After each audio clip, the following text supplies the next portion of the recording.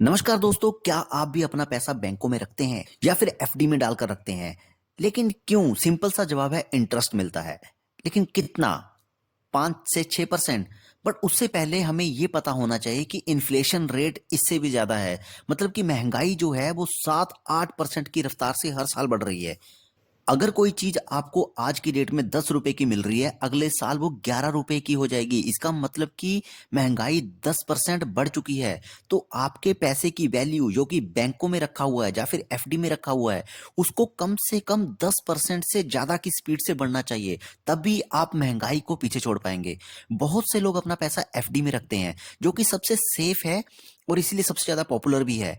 हमारे पास दो तरह के बैंक हैं, एक है पब्लिक बैंक जैसे कि एसबीआई, पीएनबी, और एक होते हैं प्राइवेट बैंक जैसे कि एचडीएफसी, आईसीआईसीआई। प्राइवेट बैंक जो है वो थोड़ा सा ज्यादा इंटरेस्ट दे देते हैं, 7-8% तक भी दे देते हैं। अपना पैसा बैंक में रखने की बजाय अगर हम उस बैंक के स्टॉक्स खरीद लें जो कि हर साल 15 से 20% रिटर्न आराम से दे देते हैं, तो भी आप एफडी से डबल इंटरेस्ट कमा लेते हो। पिछले 10 सालों में अगर हम रिकॉर्ड भी देखें तो एफडी से ज्यादा रिटर्न तो मिल ही जाएगा किसी भी स्टॉक में। दूसरी बात, आपको ये भी सोचना चाहिए कि जो पैसा आप एफडी के तौर पे बैंकों में जमा करवा रहे हो, आखिर बैंक उसका क्या करते हैं? वो आगे इस पैसे को स्टॉक्स में लगाते हैं। अलग अलग तरह के प्लान्स होते हैं और बैंक हर एक प्लान में इन्वेस्ट करके 20 से 25% इंटरेस्ट बनाते हैं और उसमें से 6-7% आपको वापस दे देते हैं। तो क्यों ना हम डायरेक्ट वही काम करें जो बैंक कर रहे हैं। हाँ, इसके लिए पहले आपको नॉलेज लेनी होगी, स्टॉक स्टडी करने आने चाहिए। ब्लाइंडली आप किसी भी स्टॉक्स को नहीं खरीद सकते, शेयर मार्केट में इन्वेस्ट नहीं कर सकते। इसीलिए हम अपने वीडियोस में आपको नॉलेजफुल सेशन आपके लिए लेके आते रहते हैं, जिसमें कि आपको किसी भी कंपनी को बाय करने से पहले जो चीजें चेक करनी है वो बताते हैं। या फिर स्टार्टिंग में आप हमारे ऊपर भरोसा करके कुछ स्टॉक्स अगर खरीदते हैं तो, और अगर उनमें से आपको रिटर्न भी मिले, तो आप आगे भी हमारे साथ उसी तरह जुड़े रह सकते हैं।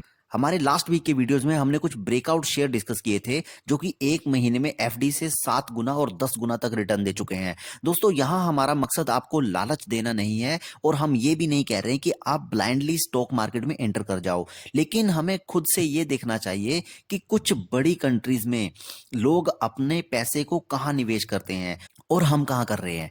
यूएस में 40% से ज्यादा पॉपुलेशन स्टॉक मार्केट में इन्वेस्ट करती है और इंडिया में सिर्फ 4%, मतलब कि 10 गुना कम। क्या आने वाले टाइम में भारत में भी ये आंकड़ा 40% नहीं जाएगा? और अगर 40% पॉपुलेशन स्टॉक मार्केट में इन्वेस्ट करने लगी, तो ये सोचिए जो निफ्टी आज 19,500 के आसपास है, वो 10 गुना पॉपुलेशन के आने के बाद कहां पहुंच जाएगा। इसलिए अगर आप पहले से ही मार्केट में इन्वेस्ट करके बैठे होंगे तो आपको तो करोड़पति बनने से कोई नहीं रोक सकता।